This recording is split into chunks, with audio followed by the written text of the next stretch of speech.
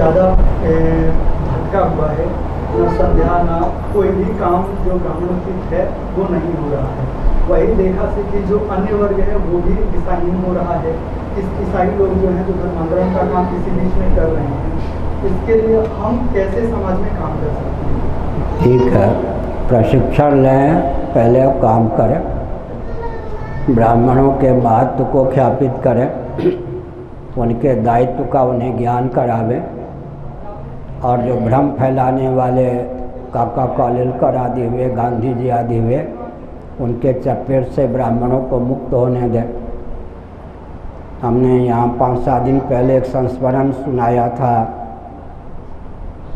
गांधी जी के दाएं हाथ माने जाते थे काका कालेलकर, महाराष्ट्रियन थे, ब्राह्मण थे। एक बार वे नैमिषारण्य में आए, लगभग 1.25 घंटे का उनका प्रवचन हुआ। आरंभ के 4-5 वाक्य में बताता हूँ। काका कालेलकर ने कहा, मेरे पूर्वज ब्राह्मणों ने समाज को इतना गुमराह किया है, दिशाहीन किया है, समाज का इतना शोषण किया है, समाज को इतना लूटा है कि एक काका कालेलकर के शरीर से मैं उसका प्रायश्चित नहीं कर सकता। अगर मैं पूज्य गांधी जी के संपर्क में न आता तो मैं भी उसी प्रकार समाज का शोषण करता। अब गांधी जी ने पाठ पढ़ाया था तो विश्व को धर्मशास्त्र, अर्थशास्त्र, कामशास्त्र, मोक्ष शास्त्र, चिकित्सा शास्त्र सब ब्राह्मणों ने दिया, और गांधी जी के अनुयायियों ने इस प्रकार का वक्तव्य दिया, स्वयं ब्राह्मण होते हुए भी। तो अंग्रेज़ों की सह पर गांधी जी के माध्यम से कई व्यक्ति ब्राह्मणों को कोसने वाले हो गए। काका कालेलकर मैंने वचन बताया आपको। ऐसे ही बहुत से व्यक्ति, जयप्रकाश जी हुए, कायस्थ थे, राजेंद्र प्रसाद जी के रिश्तेदार थे।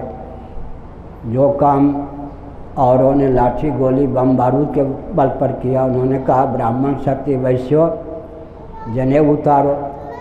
उनके चपेट में आकर हजारों ब्राह्मण क्षत्रिय वैश्यों ने जनेऊ उतार दिया। तो कोई भी अनर्थ की धारा प्रवाहित कर देता, आँख मूंझ करके लोग अनुगमन करते हैं।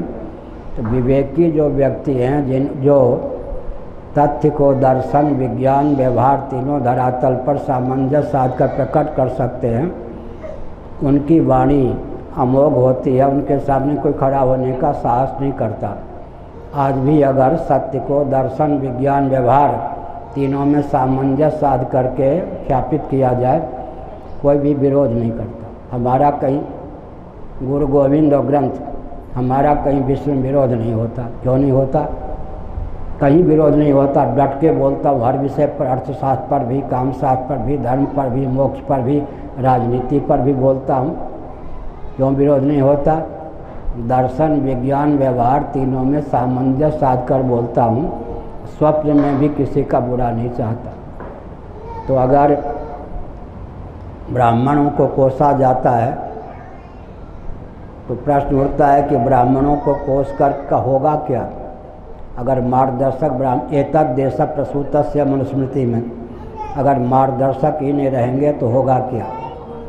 राज्य करने की क्षमता क्षत्रिय में ही होती है और मार्गदर्शन देने की क्षमता ब्राह्मण में ही होती है। ठीक है, उदाहरण ले लीजिए, कृतयुग में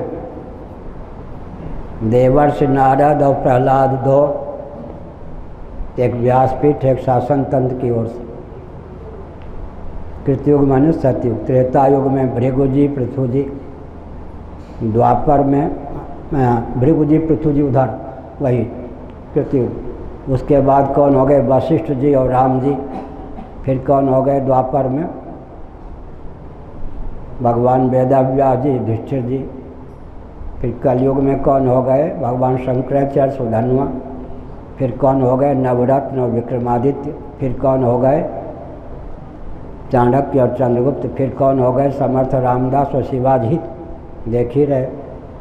अगर ये इनको हटा दें, ब्राह्मण को हटा दें, क्षत्रिय को हटा दें, तो क्या बनेगा? जो कुछ स्वस्थ क्रांति आई है ब्राह्मणों के मार्गदर्शन में आई या नहीं? तो ब्राह्मण नहीं रहेंगे तो मस्तिष्क छिन्न मस्ता हो जाएंगे, छिन्न मस्ता, सिर कटा हुआ व्यक्ति। ब्राह्मण तो चाहिए। ये जो विवाद खड़ा किया, एक कोई खानदानी ब्राह्मण होगा क्षत्रिय वैश्य शूद्र की उपयोगिता को नकारेगा क्या? अरे शरीर में सब अंग की अपनी अपनी उपयोगिता है। मस्तिष्क का काम मस्तिष्क ही करेगा, हाथ का काम हाथ ही करेगा, पेट का काम पेट करेगा, जंघा का काम जंघा, पाँव का काम पाँव। तो ये विवाद के लिए तो नहीं है ना, सामंजस्य साधने के लिए। ठीक है, मेधा शक्ति, रक्षा शक्ति, वाणिज्य शक्ति, श्रम शक्ति सब चाहिए। ब्राह्मण नहीं चाहिए तो फिर ब्राह्मण नहीं चाहिए तो फिर होगा क्या? समाज कहाँ जाएगा? अब ब्राह्मण कौन? जो अपने जीवन का सबके हित में उपयोग और विनियोग करे, सबका हितैषी, सबका हितज्ञ, सबके हित करने में तत्पर और समर्थ हो। ब्राह्मणों में भी 4 भेद होते हैं शिव पुराण के अनुसार। ब्राह्मण ब्राह्मण, क्षत्रिय ब्राह्मण, वैश्य ब्राह्मण, शूद्र ब्राह्मण। एडजेक्टिव विशेषण बदल गया। सबसे बढ़िया ब्राह्मण कौन है? ब्राह्मण ब्राह्मण। विशेष भी ब्राह्मण, विशेषण भी ब्राह्मण। ब्राह्मणोचित शील स्वभाव संस्कार कर्म से संपन्न ब्राह्मण कुल में उत्पन्न। दूसरे नंबर के हुए कि जीविका अर्जन के लिए क्षत्रिय वृत्ति छात्र धर्म का को अपनाया है ब्राह्मण। वैश्योचित ढंग से जीविका अपनाई है ब्राह्मण जन्म से। शूद्रोचित ढंग से जीविका अपनाई है ब्राह्मण। तो विशेष में परिवर्तन नहीं हुआ, विशेषण में परिवर्तन हो गया।